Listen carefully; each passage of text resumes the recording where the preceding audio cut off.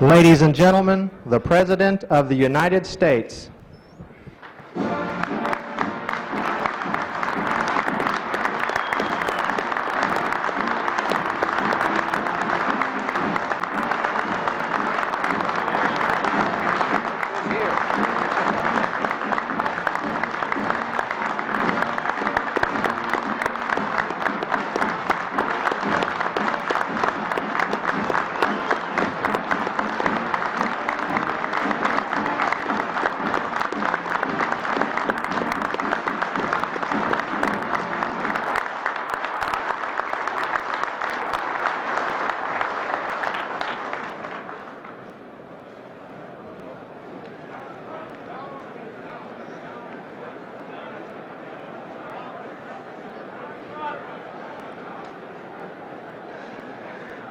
Okay. This afternoon's first speaker is someone whom most of us are meeting for only the first time, and yet he needs no introduction to anyone. This is President Reagan's first speech to a major labor group, and the building and construction trades are extremely proud and fortunate that he found time enough in his busy schedule to be with us. Indeed, we hope that this is only the first of many occasions on which we can work as partners together. We look forward to cooperating with the President and his administration over the next 4 years on various complicated issues affecting the lives of all working Americans. The President faces a series of extraordinary circumstances at home and abroad. And in his first few months in office, we wish him the best of luck in coping with these difficult problems. And we offer him our hand to assist in whatever way possible. On behalf of the Building Construction Trades Department, it is my distinct honor and pleasure to welcome the 40th President of the United States, Ronald Wilson Reagan. Mr. President.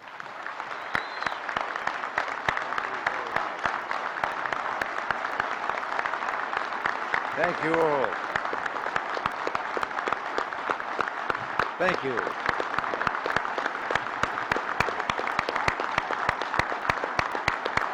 Thank you very much.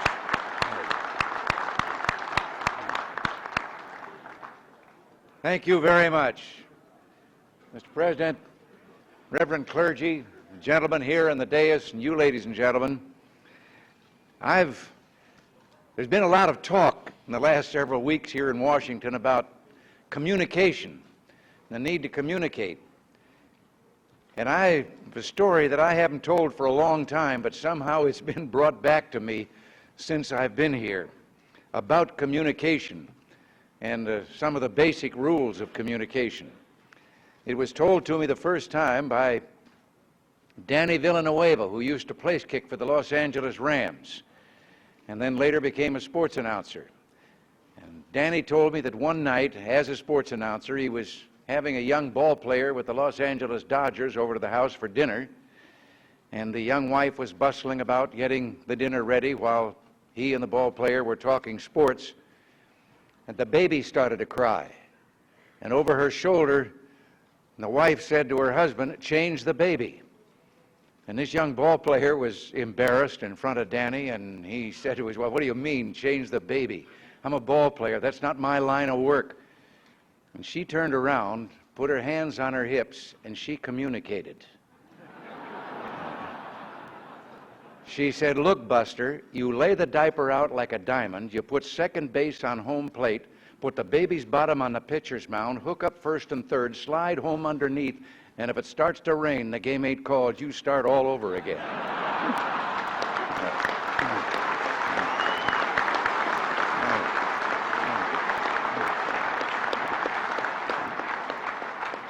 So I'm going to try to communicate a little bit today. I'm pleased to take part in this national conference of the Building and Construction Trades Department of the AFL-CIO, and I hope you will forgive me if I point with some pride to the fact that I'm the first President of the United States to hold a lifetime membership in an AFL-CIO union.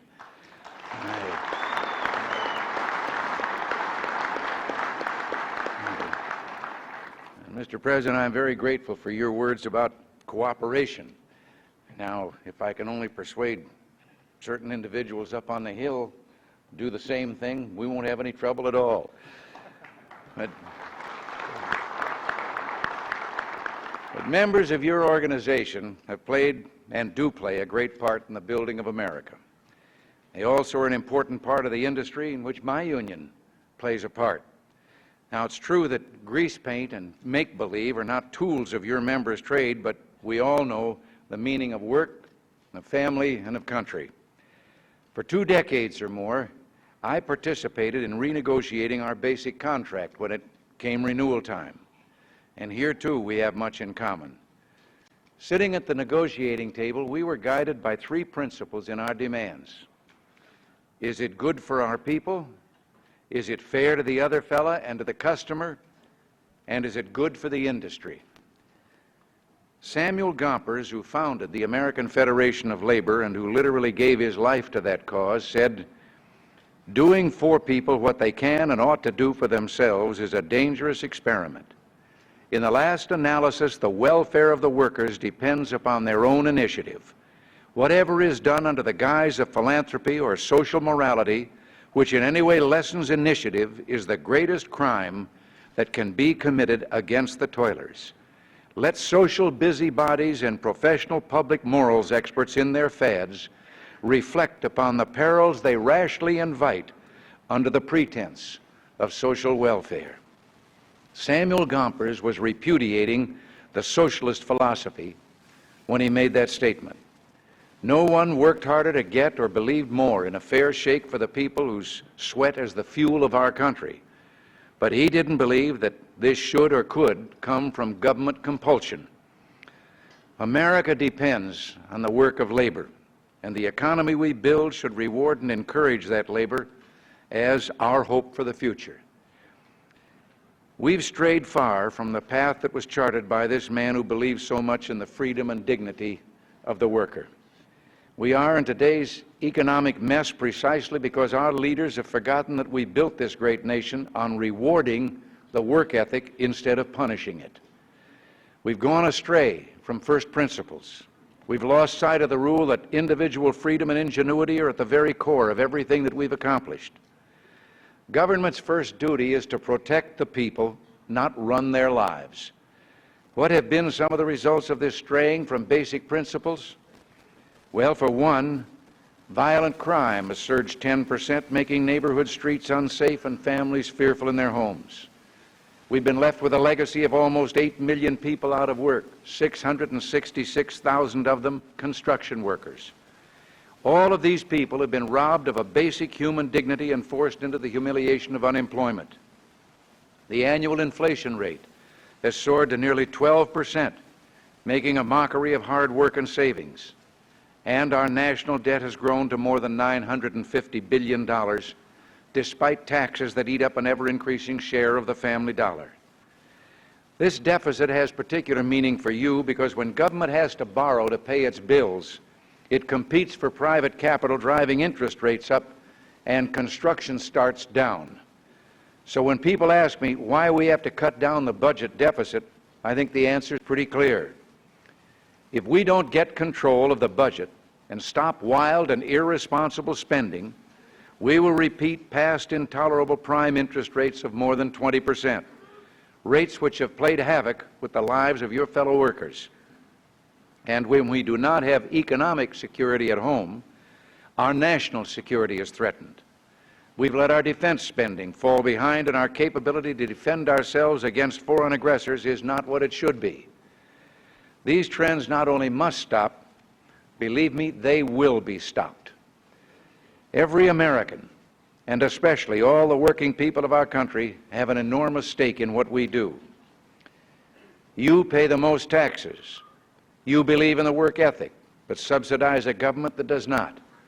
You who have traditionally saved to provide for your futures today cannot save. You who most want to work are most likely to be laid off. You, through taxes on your hard-earned wages, pay for what could be as much as $25 billion each year in federal waste, abuse, and outright fraud in government programs. Franklin Delano Roosevelt spoke of the forgotten man at the bottom of the economic pyramid. Well, today it's safe to say that the people at both ends of the pyramid are getting attention. The man who's forgotten is the fellow who built it.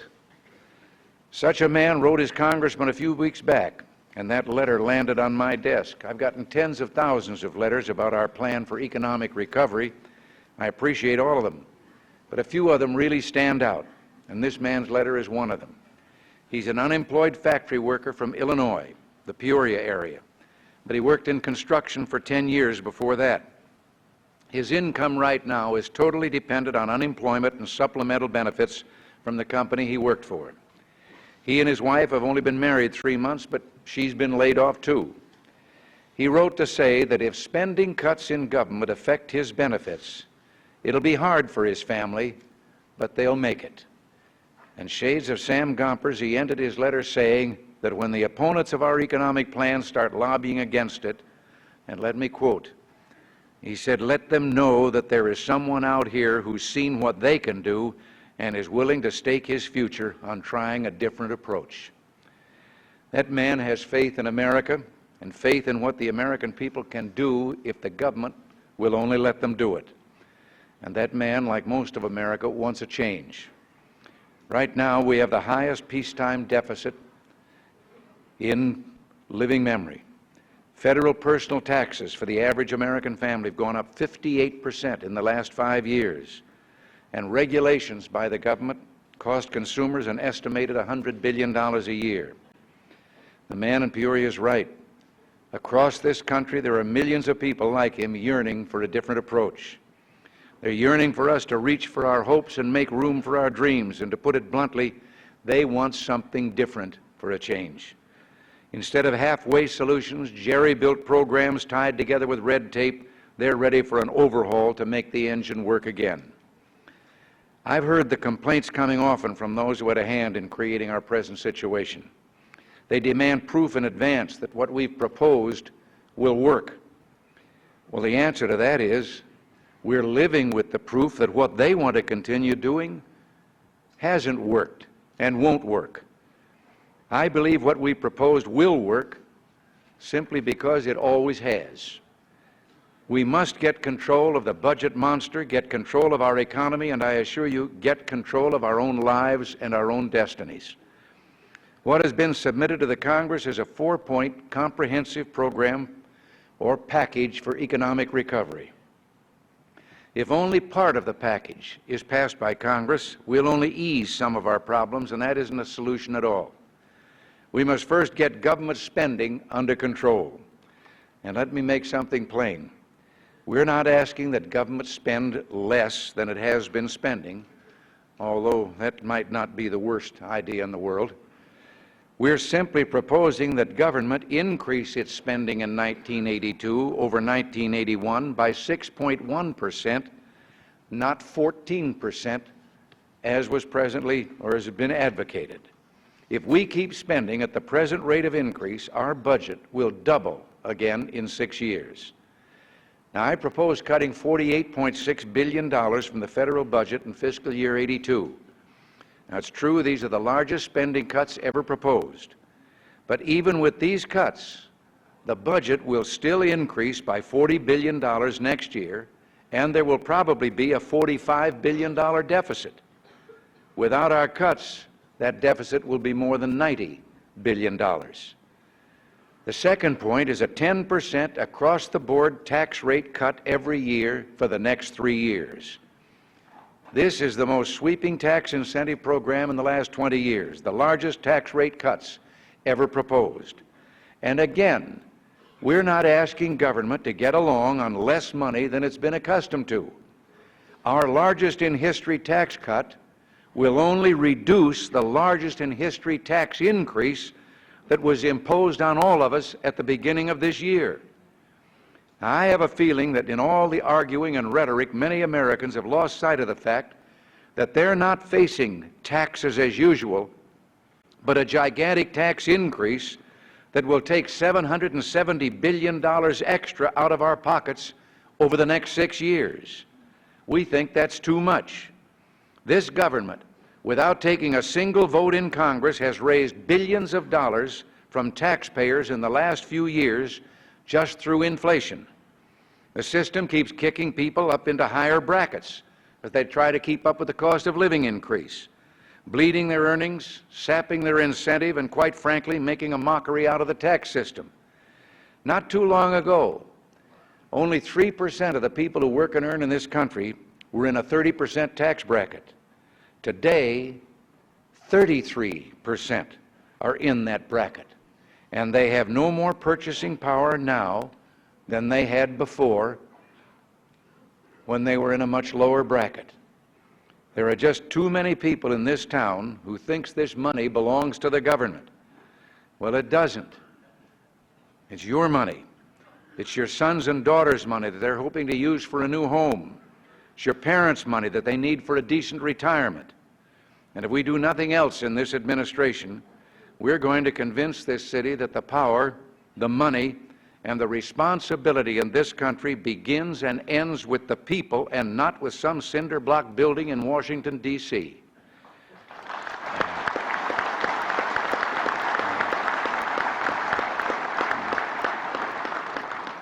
The third measure we've called for is elimination of excessive regulation. Now, I know you have no experience with regulation. Over-regulation affects every industry. But many of you know people who are out of work because of the way it affects yours. It's estimated that total regulations have added as much as 20% to the cost of a home. Indeed, I've seen the figure more recently put at 22% is the cost. I've told before, I have a neighbor out in my neighborhood in California who was building his own home, and he got so fed up with all the paperwork and the regulations required that he pasted them all together into one strip of paper, put up 2 poles in front of the half-finished house, and strung them up across there. The strip of paper was 250 feet long. And finally, we're determined to work with the Federal Reserve Board to develop a monetary policy consistent with the economic program designed to stabilize the money supply, reduce inflation, and allow interest rates to come down. People who hold down jobs in the building trades probably understand better than anyone. Well, that is better than anyone except someone who's just lost his job in the building trade. The need for a stable monetary policy. Fewer than 1 in 11 American families can afford to buy a new home. Housing starts are down by 36% from what they were in 1978. Mortgage rates for this year are average 13.5%, although I'm told in some parts of the country they're currently running in excess of 15%. The main source of strength in this fight is going to be the people themselves. The idea is to unleash the American worker, encourage the American investor, and let each of us produce more to make a better life for all. After all, why should we pay for some luxuries that are not truly essential to our well-being, pay by way of a subsidy, when the man and his wife in Peoria are out of work? Why should we subsidize increased production of some things that we already have in surplus? And why should we go in debt to pay for school lunches for children of upper-income families when borrowing by government may cost you your job? We not only shouldn't do those things, we no longer can afford to do them. We'll continue to fulfill our obligations to those who must depend on the rest of us. Those who are deserving can rest assured that they'll not be cut adrift. But the rest of us will feel the impact of the budget cuts which have been distributed through the economy as evenly as possible. There is one area, however, where we must spend more, and that is for our national defense. And don't get me wrong, Cap Weinberger, Secretary of Defense, has shown me programs in his department where we can and will realize substantial savings. We'll cut $2.9 billion in next year's budget alone, and the cuts will accumulate to more than $28 billion by 1986 in the Defense Department. But those savings will be applied to the necessary things we must do, thus reducing the amount of additional spending that we'll need. Since 1970, the Soviet Union has undergone a massive military buildup, far outstripping any need for defense. They've spent $300 billion more than we have for military forces, resulting in a significant numerical advantage in strategic nuclear delivery systems, tactical aircraft, submarines, artillery, and anti-aircraft defense. And to allow this defense or this imbalance to continue is a threat to our national security. It's my duty as President and all of our responsibility as citizens to keep this country strong enough to remain free.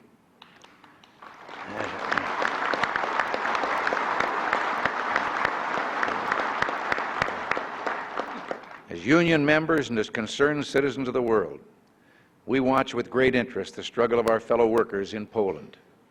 Their courage reminds us not only of the precious liberty that is ours to nourish and protect, but of the spirit in each of us everywhere. The Polish workers stand as sentinels on behalf of universal human principles, and they remind us that on this good earth, the people will always prevail. They serve to show us how trust and unity keep alive the very purpose of our existence. And they remind us that man's work is not only directed at providing physical sustenance, but that the toil of men and women everywhere must also have the goal of feeding the spirit of freedom. As we work to solve our economic problems, let us tap that well of human spirit. We'll find more than strength of numbers and strength of resources. We'll find strength of individual determination. We may even find strength in mutual trust. For too many years now, we've trusted numbers and computers. We've trusted balance sheets, organization charts, policies, and systems. We've placed trust in rules, regulations, and government. Government dictates. Well, I think it's about time that we placed trust in ourselves. I'm here today because I salute what you've done for America. In your work, you build. In your personal lives, you sustain the core of family and neighborhood. In your faith, you sustain our religious principles. And with your strong patriotism, you're the bulwark which supports an America second to none in the world.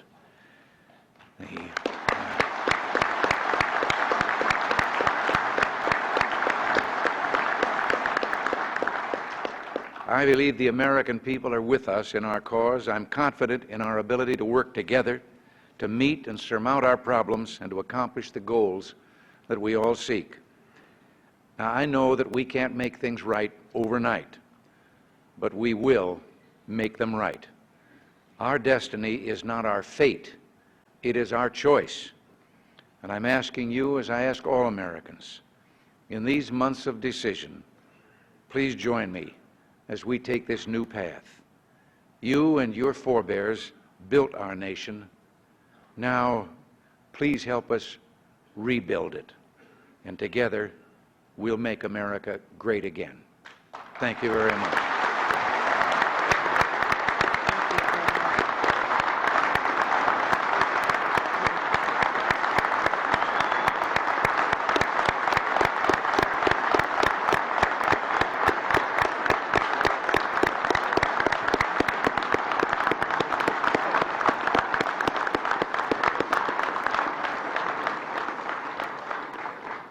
Mr. President, again on behalf of about 5,000 representatives here of 4.5 million workers in this country, we thank you very much for coming and spending this time with us. And we want you to know we are builders. And we do want to cooperate, and we certainly will. Thank you very much.